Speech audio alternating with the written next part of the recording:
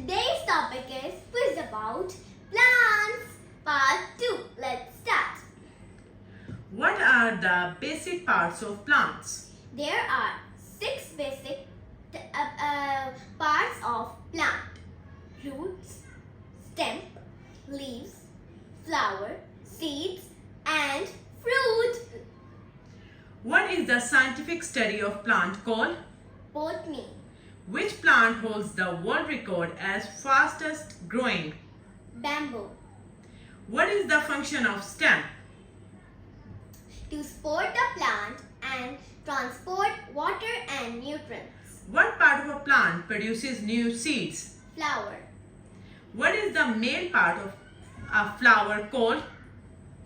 Stamen. What are the yellow dust-like particles present in a flower called? Pollen. What is the green substance present in leaves called? Chlorophyll. What does a plant need during the process of photosynthesis? Chlorophyll, sunlight, and water. I know all the answers.